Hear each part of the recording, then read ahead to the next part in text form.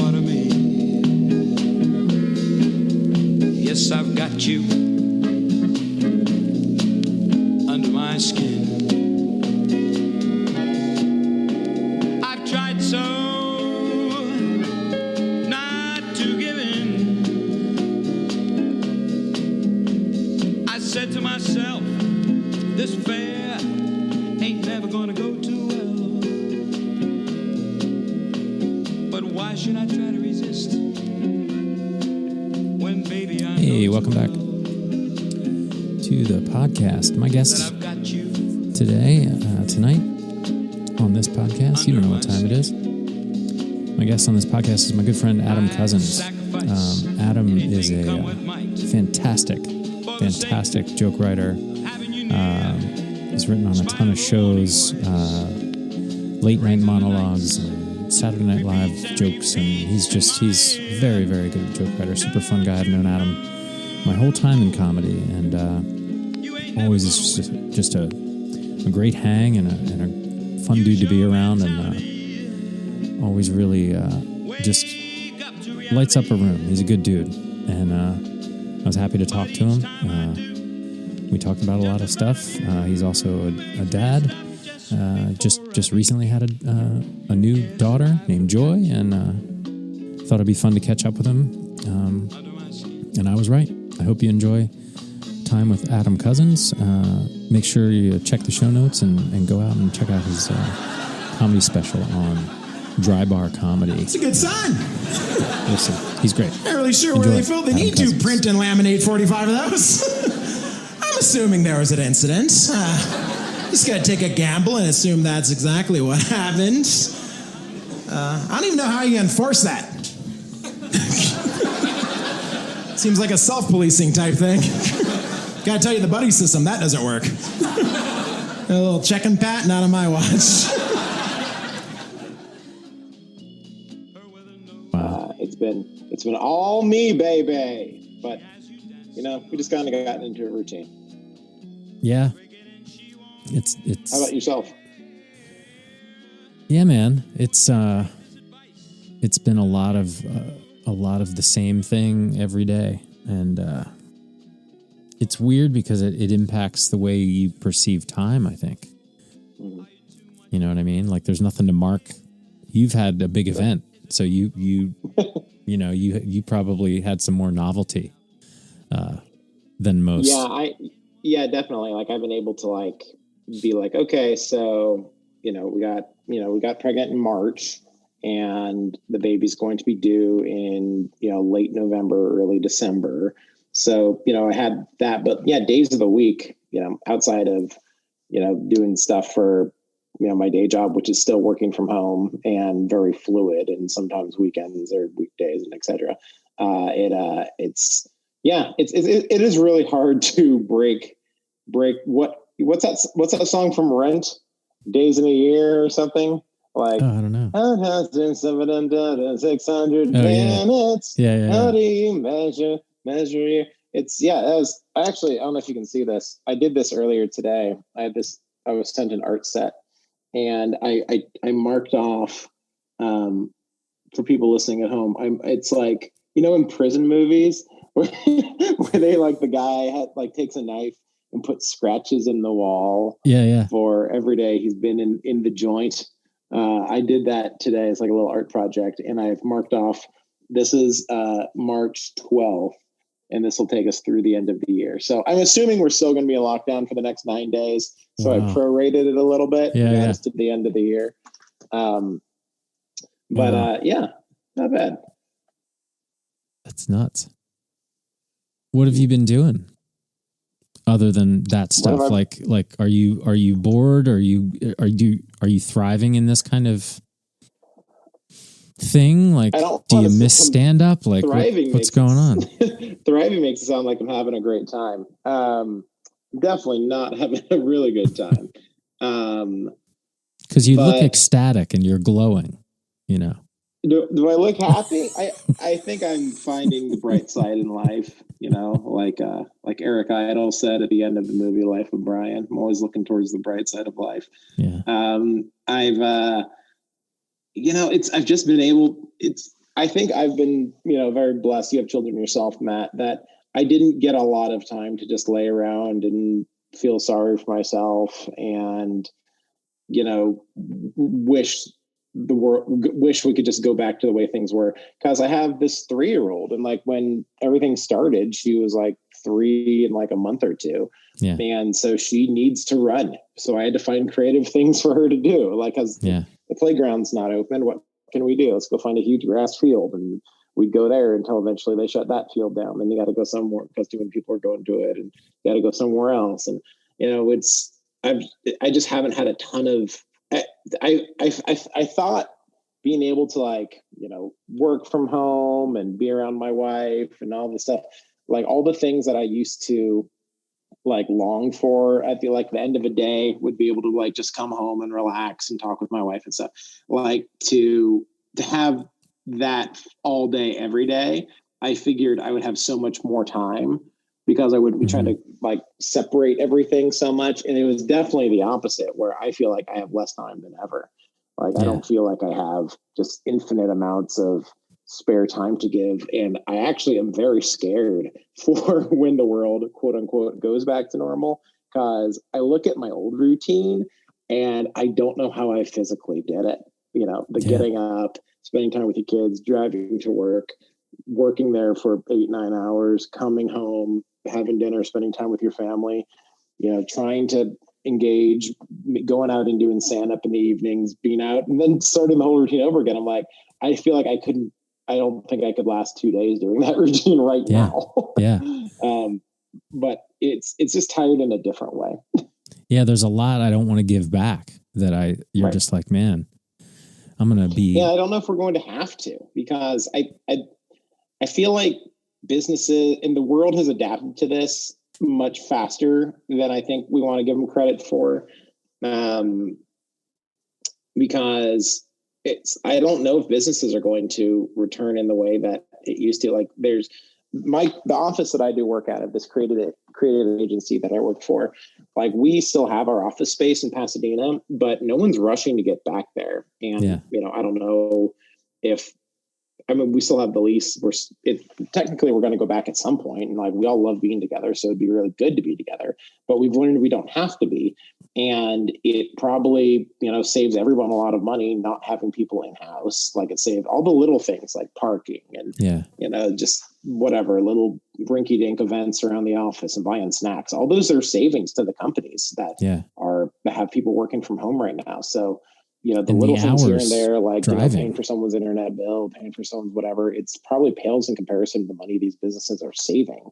So I would, man, if things are going well, man, I would, I don't, if I was a business, I wouldn't want to go back to the way things were. Yeah.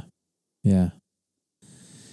Yeah. It depends what you're doing. I think some things would do better with people hanging together. I mean, I know in my company, like we're doing an incredible amount of work but like it frays your relationships. Sure. Like that's the part I see falling apart. It's not that you can't be productive. It's not that you can't do your job and be flexible. It's just that your human interaction suffers, and if you're pushing really hard and stressed, that's the last thing you want is to have that. I mean, everybody's on razor's edge now anyway. I've noticed like everybody's a little uptight, like. That's good to remember, because I feel like I've been such a grouch, and I feel like I've been just like very short tempered with the few people I get to be around. So it's a good reminder. I'm glad you said that, because I don't, since I don't see very many other people, especially because we're like, there's normal lockdown. And then I think there's, the people who don't take it seriously at all. And then I think my wife and I we're not at not opening the door, not doing anything type people, but we're one step below that. And it's mostly just due to the newborn. And, for the last 9 months, it's been for the pregnant wife. It's just, that's high risk. So we're in a very isolated place. We're not seeing a ton of people. Yeah. Everyone we do see has quarantined for 14 days and gotten a test. So we really have not been around a few people. So, every person I've been seeing nonstop for 9 months now. And I'm sure we're all wearing on each other a little bit. Like even before COVID, my wife used to say, I didn't sign up for 24/7.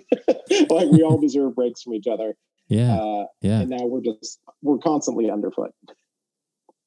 Yeah. And we didn't plan like to set ourselves up with, a space that would lend itself to, enough privacy or enough like escape. Mm-hmm. You know what I mean? Like, I don't know about you, but I don't have property. I don't have like a big palatial place where you can get to feel like you're at least away from people. Like it's crazy, man. Now the saving grace we've had in the last probably the last 2 months is we have a next door neighbor who's a good friend of ours, and her boyfriend is a doctor up in Northern California, and he, like, just the way that his institute is set up, if he leaves, he can't come back, or he can, but like it's more than just a simple take a test and you can come back to work. It's like he's locked out for a while, so he hasn't really left their complex for a long time. So she just goes and stays with him for a couple months at a time. So she's given us access to her place, so I can, for work now, I can just slip next door, and I do get a little bit more space. Oh, that's it's nice. Almost like I'm going to work now, and I like take my laptop and just walk 5 feet to the right, and then climb and just walk into the next condo. But that's relatively recent, and I don't think that's going to. It's not something I can depend on very much longer. But it's been helpful. Like even for this call right now, I'm over at her place instead of at mine, so I feel much more. I feel like I can communicate much better than I could have if I was like in the corner of my bedroom while my wife's asleep and my baby's crying and my other daughter's yelling into the monitor. I do have a little bit more space here. Yeah. Oh man. It's brutal, man. You're in the throes of it, in the throes of a pandemic. It's those first couple weeks are crazy. I kind of knew that asking you to be on that it was a little bit of an ask to get away. So I appreciate any time you have, but I also kind of wanted to capture that madness a little bit. Like, cause you're one of the other, there's not a lot, like, I don't know as many dads that are comics and there's a lot of, it's just an interesting thing to observe. I think that you can't really get from other folks, like the appreciation of just how crazy this ride is, and what you're doing. Parenting in general, or parenting in a pandemic, or parenting while doing stand up, or now we have to deal with all of them. Now we have to deal with all of them, right? Like you were saying earlier about your time and balancing all of this again. Like, I can't think about like the time it will take to commute again, maybe, or, we're going to be so much more precious with our time. And you'll learn that too, I think, with another kid. Mm-hmm. Like, man, do I want to go do this show? No. Like, you may never do my shows again. Like, you'd be like, do I want to leave Pasadena right now? I love doing your shows. Like, I love your shows for a lot of reasons, but I think it's because one of my biggest reasons is, and this is a selfish reason, but it's never just me standing in a corner, sipping a beer, doing my set and leaving. It's for better or worse, I'm always friends with at least 2 or 3 people on the lineups. It's always like a great time. Like I'm always seeing, and just due to, being a dad in comedy and having young kids, I'm not going out as much as I used to. Like I'm not hanging out at shows. I'm not going to open mics really. It's like I'm doing book spots and few and far between. And yes, as many as I can do around the greater Pasadena area, the better. So I'm not getting to hang out that much and see some of my good friends. I do a lot of texting, but I don't do as much of in-person stuff. So when I'm on a show and it's like you and just some of the buddies, it's such a great treat for me to be able to see like you and Sam. And it's so much fun. I wish, would it be great if the show was in Monrovia? Of course it would. if it was an Eagle Rock would be one. But if I have to go out to Thousand Oaks, I'll do it then. Yeah. That's okay. Yeah. Yeah. It's, that's, I mean, selfishly, that's why I do it that way, and why I started doing this. Cause I was like, I miss hanging with my friends. I mean, that was a social network of people that you could just hang with and just shoot the shit about dumb things and make each other laugh and just be silly. And, I think that's good for mental health. I would realize after every one, I'm like, God, it's really good to just laugh really hard for an hour and a half or 2 hours straight. Like there's just no other experience like that. Even going to a movie, is not that funny the whole time. Right. And generally, it's not the stand-up it's that funny. There's a couple of good jokes here and there, but it's like, the green rooms and the sidebars and just the, the stupid inside jokes or, someone trying to tap you in the ball sack or something like that. That's where like the real great laughter comes from. I was, God, I think about all the time that the Rack, the shows at the Rack, and you were at the very first show I ever did. And wow. I will always appreciate how kind you were there. And just supportive because it was at the Rack, and it was just the gauntlet, right? Like 7 people eating pizza, not expecting to hear comedy. Just yes. So crazy. But yeah, you were super supportive, and so basically, this is entirely your fault. Don't tell your wife about it. No, man, those were great shows for. It was great for meeting people. Like all those guys, that's where I met them all. Was at the Rack, like James and Ralph and you and Sam and everybody. I met those out at because when I was coming out to LA. I was trying to figure out different rooms to do. I was living in New York at the time, and I befriended a comic named Andrew Norelli, and he gave me a list of rooms that he thought I could get up at.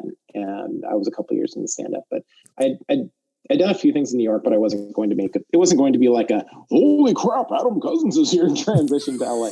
So he was like, and I don't know if he really thought he didn't want to give me probably the A bookers because I was going to embarrass him, and so he was like, here's a bar show here, here's a thing on the beach, here's whatever, and but I reached out, and James and Andrew wrote me back, and they got me, they started putting me up at the Rack, and it was like immediate friendship with those guys, and that's they're some of the better friends in comedy I have now. Is James so Crow, Andrew Berkovich. JC Carias, Ralph Guerra. Those are the people who, again, I'm not going out, I'm not hanging out with people a lot, but if I'm watching football or watching a movie and I want to just have a casual talking crap, I'll just send a text to one of those guys, just you're ugly and you suck, and that somehow makes me feel so good inside. I know. I love the Friday banter when it really starts to whip up for some reason. If somebody gets a good one on a Friday on Twitter and you get 3 or 4 going around, it just makes me laugh. It's so silly. I had a good one this week with Wawa. Something about quarantine's really breathed new life into your engagements on your Follow Friday posts. It was it was first as fun, then it was oh man, he's been doing this for a while, and then it's like the comedy beats where it just keeps, there's a new beat going, and now it's then it went away for a while, and now I feel like every week there becomes a minor thread of hey, what's going on here? Is it really Friday, Matt? What are we doing here? It's been fun. it's something, man. It does mark time. And every week I'm like, Jesus, it's Friday already. How did this happen? So do you have all those names saved in a note, or no? How do you lay out who goes and what? Because usually I'm friends with a lot of the people in my list, but every once in a while I'll see a couple different names scattered in there. And how do you lay them out? What's your philosophy on this? Well, the only one that kind of became standardized, if you will, was the first one. And that even changes a little bit here and there, but it's literally just, I sit there and I think about it. That's why it's never in the exact same order. Sometimes I use the alphabet and look for groups of names. I group Nicks, I group Daves. Oh, I group like Toms, you know what I mean? Like common names, but it's kind of the way I book shows. It's like I've seen every single one of those comics in person live, and they've just made me laugh. And it's just like, they're in the list, and I miss some weeks I'm like, shit, I forgot about so-and-so. Like I haven't listed them in like 4 or 5 weeks. And it's not because like, you're in a lot of trouble, but I didn't want to, it would be so much easier to just have a list and cut and paste it every week. But it's like this little dumb challenge to myself to like make the list every week. And when you started bitching about your placement in it, it just makes me happy to put you at the end. It's just so funny. That's been fun for me. No, my list is usually, I always know it's like me, Blake Wexler, Lauren O'Brien, Erica Rhodes every once in a while, Lori Kilmartin, Danny Jollis is usually in my group. Yeah. Maybe JMS, but like we have a good little crew there. We all have a good time, but every once in a while it gets rotated. I'm looking at your list now. I've never been on the lineup with David Studebaker. You've never put me in there with him. Never gotten in with Chip Chantry, the pride of Jawntown. Never been in with Chip. That son of a bee. Well, they really got Chip Chantry. He's funny. Chip Chantry. I could talk a lot about Chip. He is a guy who I've actually only been in a room with probably twice in my life. But we have like a lot of mutual friends. And so we just became like crap talk friends, and we would just hate each other like for fun. And I thought about doing a podcast with him a couple of years ago. I'm just like, hey, we've never actually met. That'd be fun. We do like a show together and get to know each other a little bit. And then unfortunately I did some gigs in Philly, and then he came out here for some stuff, and we became actual face-to-face friends. Met him. Kind you of ruined it. So, but he's so funny. Good comic, good guy. Yeah. He's a good person. Yeah. I don't know him that well. Maybe he's not. Maybe he's a murderer. I don't know that much about him. He could have a secret double life. I met him once in Philly. I went to see a show in the basement of some bar, I think in Phoenixville, and it was, packed to the gills. Like there had to be at least 75 people in there. It was maybe more. I don't know. Blake could tell me, but Blake Wexler was headlining, and I got to see Chip, and then Blake literally destroyed the room. Like it was so cool. It was like people can't return there. He ran it out of business. Is that right? He destroyed the room. They kicked us out, dude. It was amazing. It was really funny. And, some of the stuff, I know Blake put on his last record, and, was that at PJ Ryan's? Maybe that sounds kind of familiar. Soul Joel's or something. No, it wasn't that. That didn't exist yet. I think it might have been PJ Ryan's. Okay. I remember back when I was in New York, it was, Philly wasn't that far away. And so I would look into like road gigs down there. Yeah. And I remember I didn't remember the name of the room. I just looked it up really quickly there. It was PJ Ryan's, but I had looked into doing something in Phoenixville just because I'm like, I feel like it's not terribly far away, but I don't know why it didn't happen. But the Philly thing was, there was a lot of little rooms happening downtown. I came to find out because I stopped living there a long time ago, but I would go back and do shows sometimes, and I did Helium a couple times. But I would get on like the mic nights, but it would be packed, and it's such an awesome room. And it was just super fun. And then I got to know a couple people, and then did a couple of little rooms when I would go home back east. I would just call and set it up. There was a lot of stuff going on, because of Helium, I think. Because I think Helium created a pretty good scene. One was called like the Raven Lounge or something like that. There was like 3 or 4. That's just like down the street from Helium. Like you walk probably half mile to your left. Yeah, and they were great. Lounge. They were great. So I think, it's interesting to think about now I'm here because my kids grew up here, but I've been really thinking about whether I need to stay here. I don't know how much business will return. I don't know if it'll shift, or you know what I mean. Maybe just a top layer of 20 or 30% of people will leave, and it'll be better when things come back. I don't know. It's tough to say, but I mean, I think we're learning that you don't need to be in a specific place. In that, I mean, maybe this will end and everything will go back to normal, but I've thought about not staying in LA long term. Like even just going as close as San Diego, maybe, but just like, I don't need to be right here. Like, towards the, as the pandemic was getting closer, but that wasn't like on the front of anyone's mind, or no one was changing things due to it. I was just noticing that outside of like occasional, like a meeting or a gig or something, I don't need to be in Hollywood. I wasn't in Hollywood that much. It was more, I'm always like on like the suburbs or, different places. Like I would go into like the Improv every so often, but I wasn't even working there that much. So, but were you doing writers' rooms or something? I'm doing stuff here and there, but it's a lot of it. Like right now I'm working on this show and it's all remote anyway. So if an opportunity came along, I know enough people I can just come and crash on the couch for a week or two. And so I'd be comfortable moving somewhere else and just figuring out a way to make it work. Like you don't need to always be out here 24/7 is what I've learned. And if I needed to move, I don't think my career would change that much based on being in LA or not being in LA. Yeah.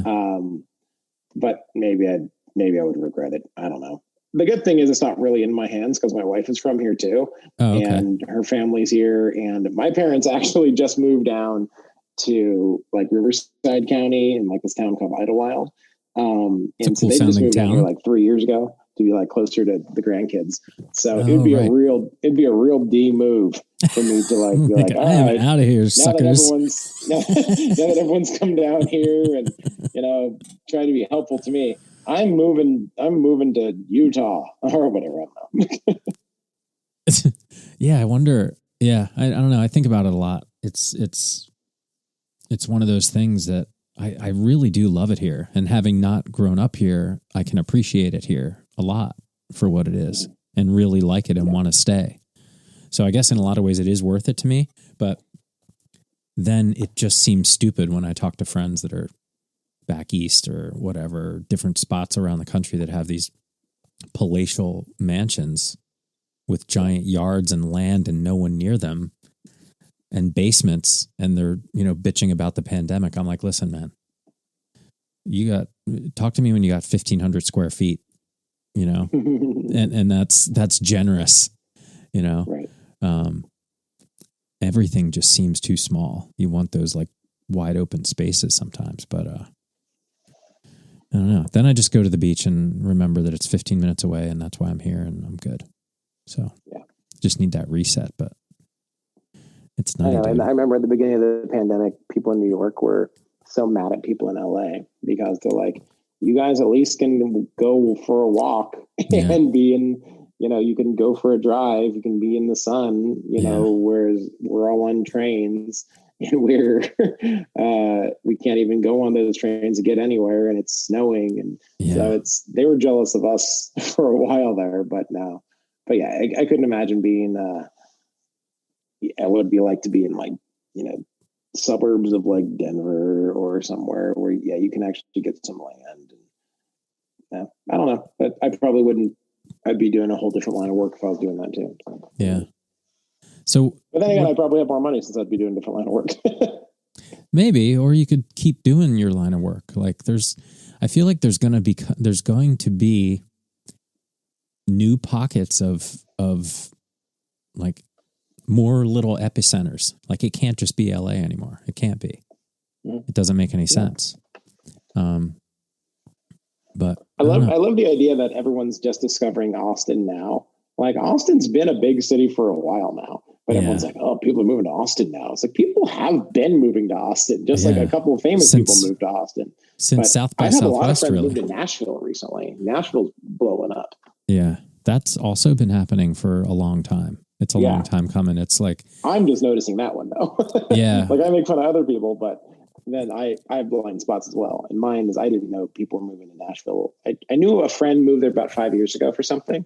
But I thought it was unrelated to anything. It was just like coincidental. And then I've had some entertainment industry friends just packing up and moving to Nashville. There's a lot of growth there.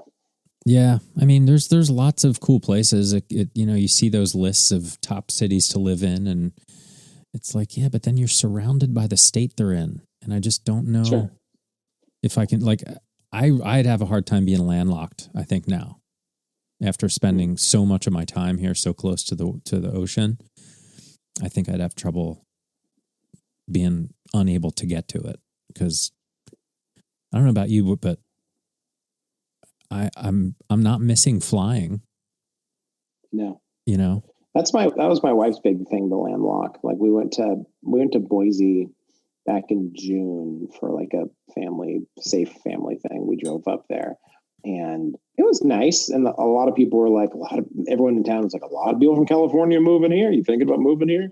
Yeah. And we were like, no, it's like, it seems it's only one state away from the coast, but I can't remember what it was. It's like 8.5 hours to the beach. Yeah. And that's too far for us. We like being on the coast.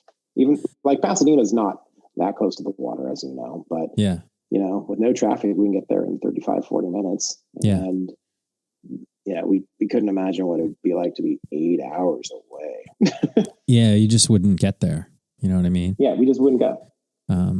And I like any beach though. As I've gotten older, I'm spending less time in the water and more time just near the water. I'll surf once in a while, but playing the boogie board with the kids and stuff. But like, I just like sitting there and listening to it and being at it. So anything along the coast would be fine. Like I could go up north as long as you could get to the crashing wave kind of situation. So I don't know. I pitched a bunch of different moves to my daughter. She's like, no. She's starting high school next year, and she's just like, I'm not moving there. So, she's in charge for a little while. What's that? Is she excited about high school? Probably less than she would have been under normal circumstances, because she really, it's so weird for them that she's excited, because that'll probably be maybe the return to some sort of maybe almost normal-ish by then, hopefully. So I think that just in general, she's excited. She's kind of over the grade school thing. By the time you get to 8th grade, you're just like, ugh, I'm way too mature for this. And then you get to high school and you're like, I wasn't ready for this. I'm just a little kid. I wonder how that's going to go with the vaccine rollout and everything. And there'll be those who want it and get it early. And then there'll be those who are just adamantly against it for whatever reason. And then there'll be the middle ground who are like, I'm not against it, but I'm not ready to take it yet. I kind of want to see what happens. Like, I'd be interested in. I don't know why there's so many opinions. Like, are the schools going to segregate a bit? Like, you can only come to school if you have your shots. They can. They do it now. I mean, you can't go to school without your vaccine record. Like, sure. So they do it already. Like, why wouldn't they put COVID on there? It's just, that's true. I hope we can get over this stupidity about vaccines in general. I'm not saying that these vaccines are going to be foolproof. I'm just saying, dude, you don't want a world where polio is happening. Like, vaccines are really good, and they've saved our well-being. Like, infant mortality rate is down. Like they help a lot. So we'll see. I mean, this one, the whole thing is, this is a whole new type of vaccine. Yeah. This one. So it's amazing, but the only way we're going to know what it does long-term is after long-term happens, which is happening, unfolding in real time. It's like, we are now, 2 weeks into knowing what it's like long-term. We didn't know what thalidomide did. It was that medicine in the 50s or 40s or whatever it was that they gave to mothers to cope with postpartum depression. And you're supposed to take it I think the thing, you're supposed to take it while you were still pregnant, and it would help you with postpartum. Yeah. And it ended up having people born with like the short arms you'll see on some people in their 60s right now. It's a big reason why there's the FDA and why there's so many rules and regulations on getting something approved. So it's like, because of that, they learn their lesson on what to look for as best as they possibly can. Yeah. Your study has to be powered to a certain point to get statistically significant like results that we think are safe. They went through a giant panel of experts. Like, it's extremely rigorous. So, and there's no biological free lunch. So I think everything, it might have some side effects, but are they worse than getting COVID? Probably not. Like, if you get a swollen lymph node for a couple days under your armpit for a couple days, like, okay, you know, if you get flu-like symptoms, that blows because it feels like COVID, but like this vaccine works totally different. They're not injecting you with COVID. So it's just like, I don't know. I just hope we can get smart enough to do the right thing. And I think testing will help a ton. At home, cheap, free, daily testing. So you can go back about your life. But then you're like, okay, but what's the percentage of people that are completely just idiots? Like, there was a dude on a plane I just read about, got on the plane knowing he had COVID, died on the flight. Yeah. And did you see that? The EMT that gave him, what's it called? What is it? CPR. Now, like, basically got COVID. And they knew he had COVID, and they got on a plane. I'm like, okay, so what's wrong with you people? Like, it's not that hard. It's really not that hard. Yeah. But just crazy. The need to feel like things are normal and nothing's going to stop me from living my normal life. And it's funny because it's a lot of the people who also yell out like, freedom's not free. Freedom is like, you know, you gotta, these freeloaders, freedom's not free. And then we're like, I agree. Can you do this fairly easy thing? Nope. I've got my freedom. And it's like, all right, so you're admitting freedom. So you're saying freedom's free. I don't know. Yeah, dude. It's not a perfect analogy, Matt. I'm not claiming it is. Look at these headphones I'm detangling because I have my AirPods on right now. They're very. I just got to notice that they're close to dying, so I'm going to switch it to a corded version. Why do you have so many tangled in a web over there? I brought over because my laptop audio actually has been really poor lately. We're talking on my phone right now, and there's just like something happened with my laptop's audio. I probably poured something on it. I don't know. But like it's real every time I put in the headphones into the jack, it's like feedbacky. And I don't know the problems. I thought it was just one set of cans, and then it turns out it's like every headphone I put in there. So I just had a bunch of them just doing some A/B testing, and turns out they all suck. So yeah, I'm just gonna plug this in real quick here. Yeah, and I don't really know what the next. Wow, that's so much better. Well, is it really better audio? It's extremely better. That makes me angry at Apple. Should we restart the podcast? It's no, nobody gives a shit. Nobody's listening anyway. This isn't. This isn't. This is live, right? This is for us. This is streaming. There's only 74,000 people on right now. Like, it doesn't matter. Oh, okay. You know that you look since usually we're in person. Like I get a different perspective looking at you on camera. You look a lot like the pop singer Pitbull. Oh, I don't know if that's good. He's a good looking guy. Is he? He's I don't have to been wear around the block a few sunglasses.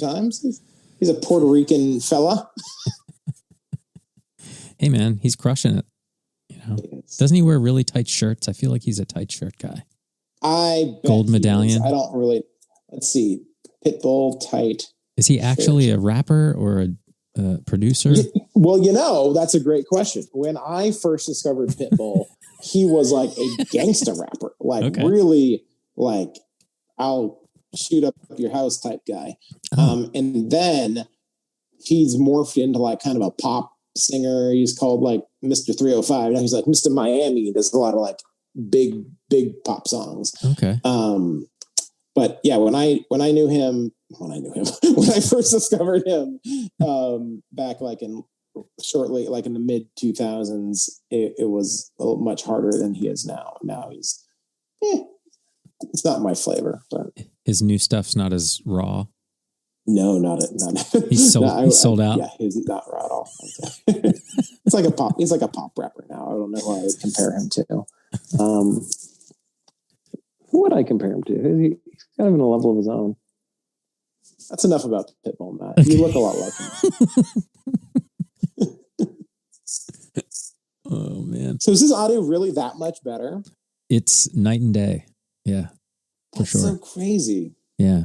It's annoying. These are good. These are like the Apple. Yeah, supposedly. These are supposed to be good. Yeah, nothing beats the plugins that came with the phone. Like, I was just bitching about it to my buddy, like on phone calls. Like, I have the AirPods Pro thing, and when they die and you put these on, and they're like, "Oh, that's so much better all the time." I'm like, "Bitch, these things are expensive. They're supposed to be great." Right. But I think Bluetooth sucks. I'm not going to blame Apple. I think it's Bluetooth. I think Bluetooth is just like a limited bandwidth. Yeah, you would have. Now, had I not put how bad was it? Like, if I hadn't plugged these in, you wouldn't have thought it was that bad. But then I put these on, and you're like, "Whoa, that's so much better." Yeah. Right? Yeah. Or was it pretty bad? No, I wouldn't have bitched about it until you made. Now I have an A/B test. Okay, I'm good because I would have thought about that all night. Like, man, I really blew it. Just on future podcasts, use your plugins from the get-go. I guess is the lesson that we've learned. Like I didn't know. I would have never guessed it'd be that different. Me neither. Like it's pretty much the same thing. Well, maybe it's where the microphone is. Like just physically, it has to be better. It's closer to the sound wave coming out of your face hole. Like the other ones are up by your ear. It's coming right out my face, man. Right out your face hole. So you've been like writing a ton, at least Twittering a ton. You always are like on top of it and topical, and I don't know, your discipline on Twitter is impressive too, I think. I feel like. Thank you. That was a big thing for me for a long time. Is my, kind of my goal in life was to get steady work as like a topical joke writer and monologue writer. And I had some good success with that off and on through different projects here and there. But, I never like ended up being like a full-time staffer on like a late night talk show or anything. And then definitely in like the last year or so, it's my attention to reading the stories has curtailed a bunch. And I have no doubt it has just to do with everything going on in the world. Like it just hasn't been the funniest year. Between, like COVID and Trump and everything going on. It's like, there's not a lot of super fun stories to like pull from. There's always the news of the weird out there, but just my energy to write, 20, 25 jokes in the morning before my daughter gets up just hasn't been there. Yeah. So now I'll like, if a thought comes to me, I'll grab it and I'll put it out. But the discipline has definitely suffered with everything going on. Well, yeah, I mean, it's hard to find other things to talk about. Mm-hmm. And then when you are talking about them, trying to find what's funny about it is hard too, mm-hmm. Because you're just like, fuck, this sucks actually. Right. Yeah. Now I've found as much positive as I can, mm-hmm. Still working, discovering music, starting this podcast, being with my kids constantly. Like it's cool. I like all that. I think now more than ever, it's just the notion that I can't do some things, but there's not that many that I really want to do. I want to go on vacation. I really want to I really, really want to go on vacation when it's safe and I'm not scared about it and all that kind of stuff. Can't wait to do that again, and can't wait to go to the movies again. Other than that, there's not that much like visiting and hanging out with people, doing shows, that kind of stuff, of course. But like, I don't know. Movies really is getting to me. Not being able to go to the movie theater. I love going to the movie theater. My kids love it. Yeah, that'll be interesting because I definitely used to love movie theaters, and then just having a toddler in the house, I just haven't gone as regularly for the last 3 or 4 years. How old is Lucy? How old is Lucy? Is she 4?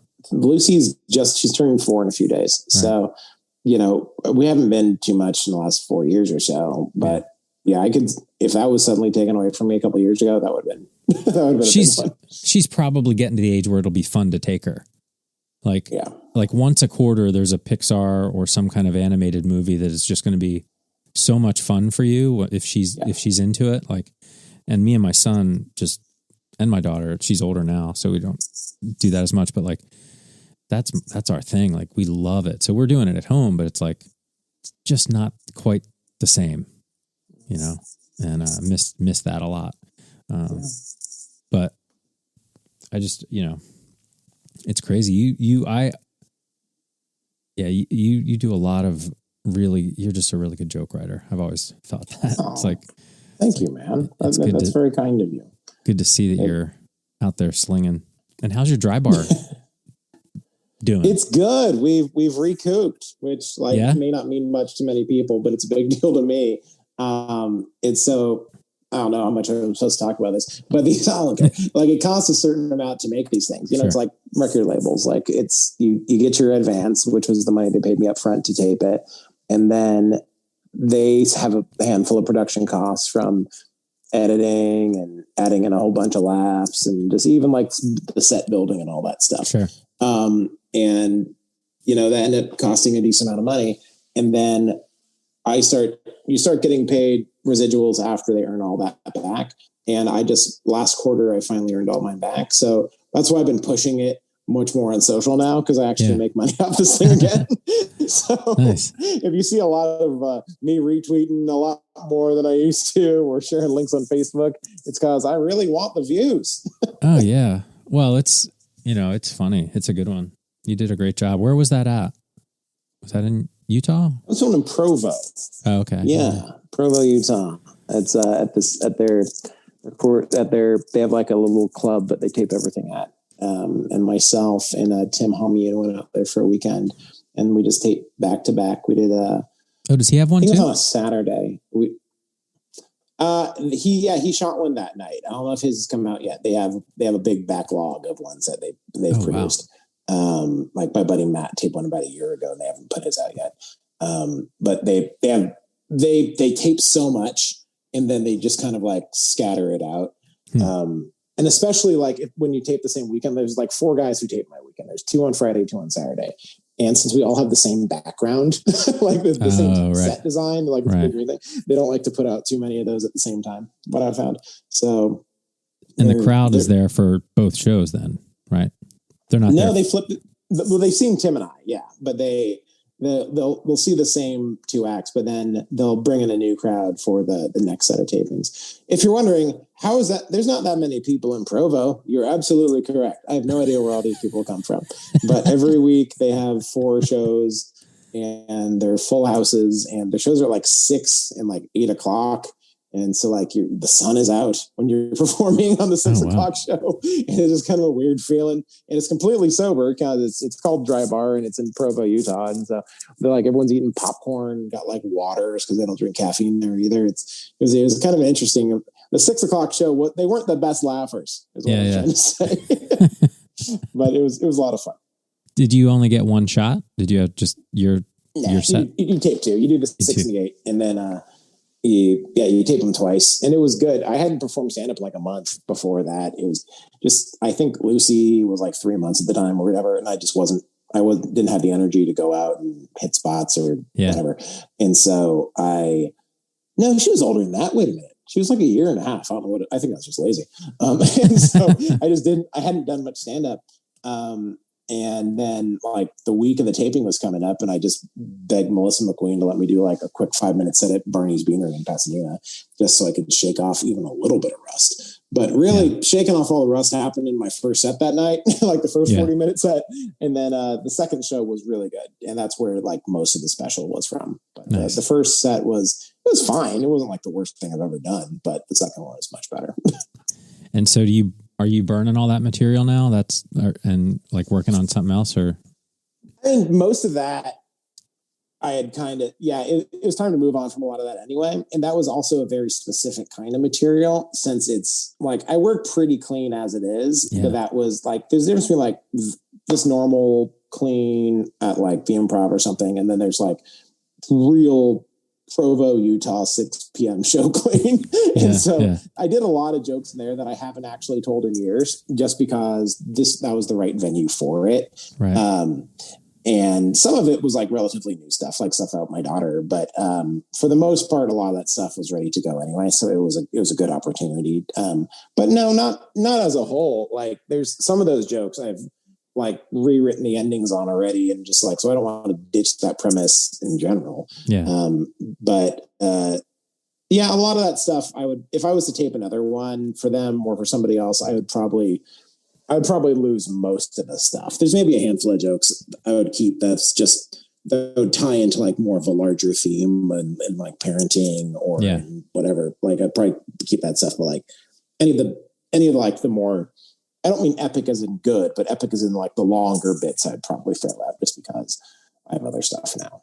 Yeah. Yeah. Are you going to get a new tattoo now with the new kid? What is the new kid? I have to. The new kid's a girl. Her name's Joy. Okay. She's a sweet little girl. She's 3 weeks old now. I got to learn more about her. Like Lucy, I got the tattoo of Lucy because she likes being thrown in the air. So I got a tattoo of me throwing her in the air. I haven't done much with Joy yet. I don't know what she likes. So let her get established before you tattoo. Figure out something.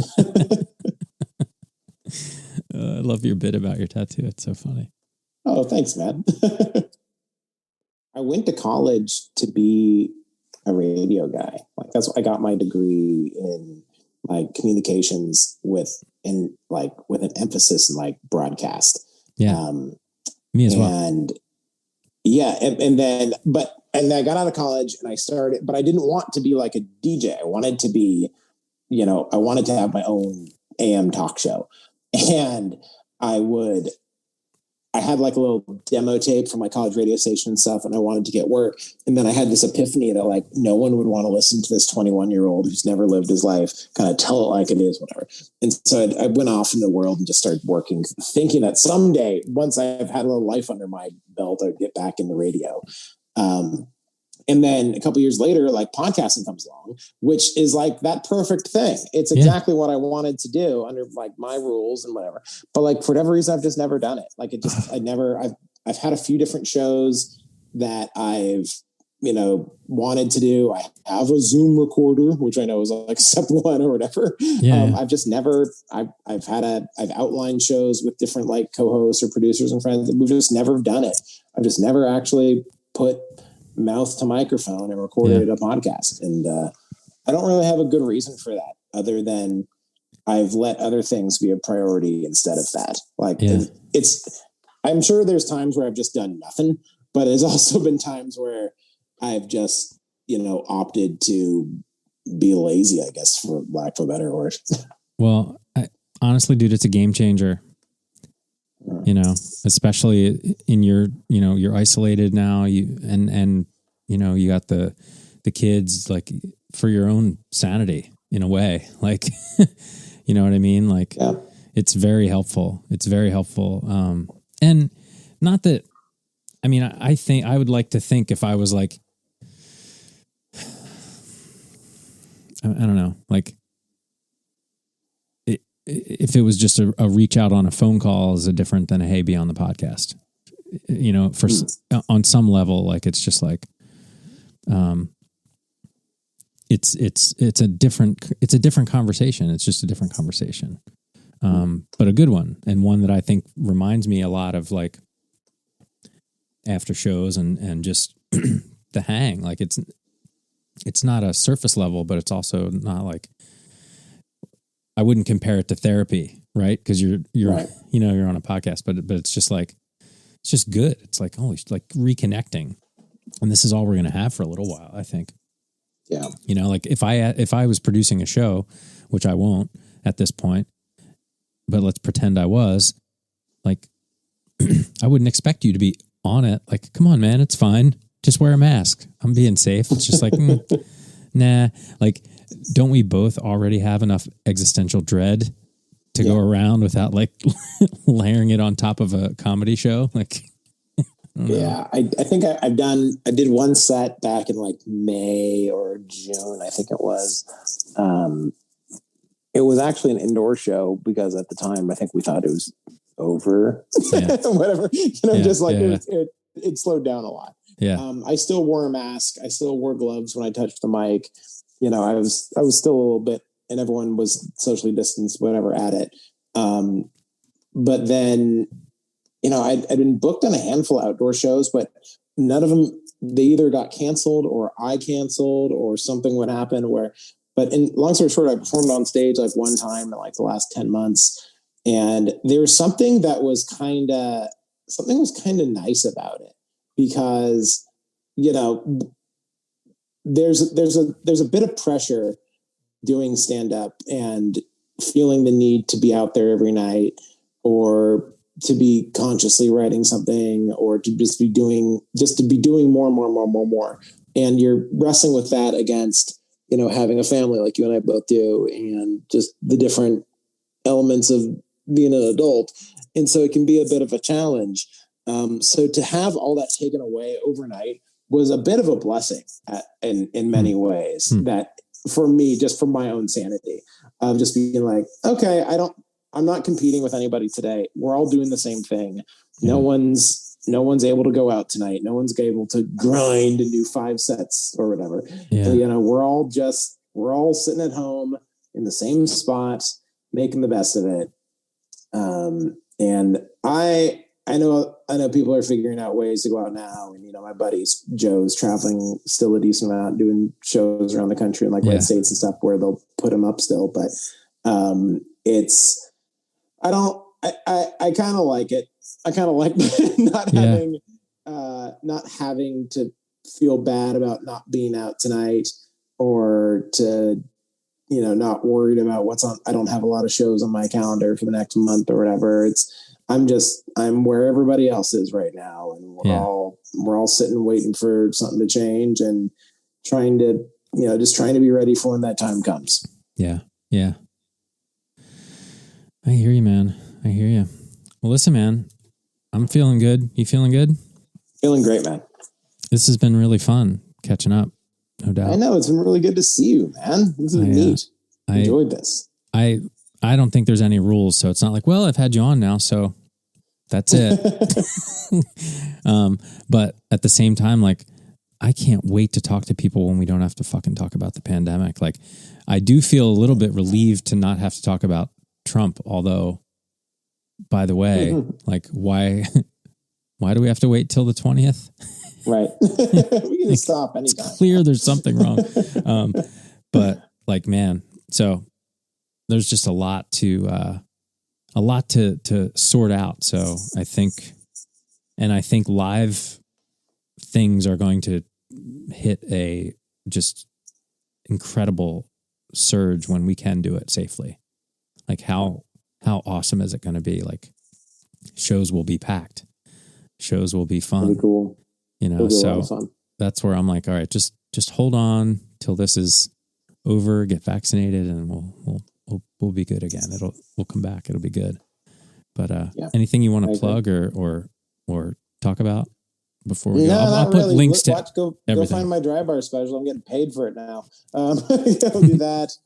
Other than that, wear masks, be good to each other, and just be very forgiving and patient with each other. This is all of our first pandemic.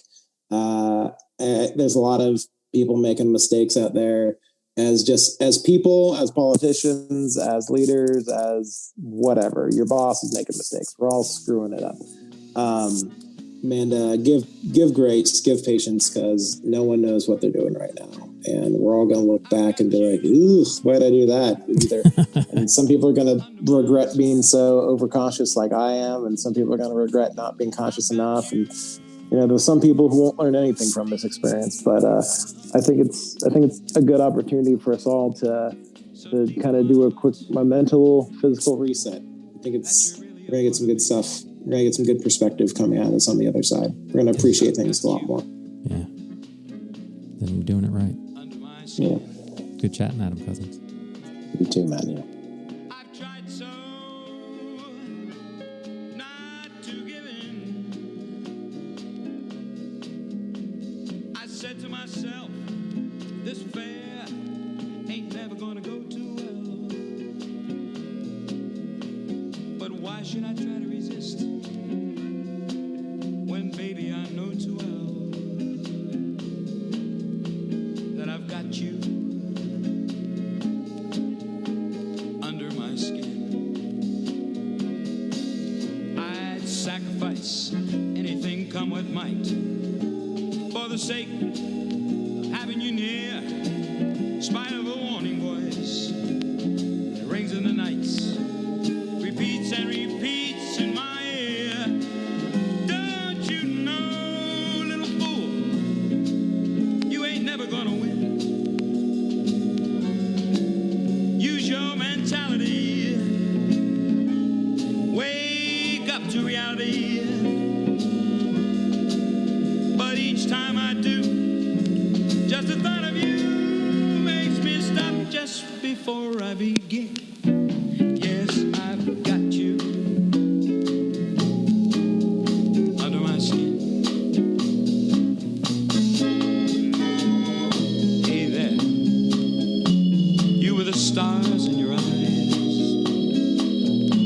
Love never made a fool of you. You used to be too wise. I said, now, hey there, you on that high-flying cloud. Though she won't throw a crumb to you, you think someday she'll come to you. Baby, better forget her. Her with her nose in the air. She has you dancing on a string. Break it and she won't care. Won't you take this advice that I hand you like a brother? Or are you not seeing things too clear? Are you too much in love to hear? Is it all going in one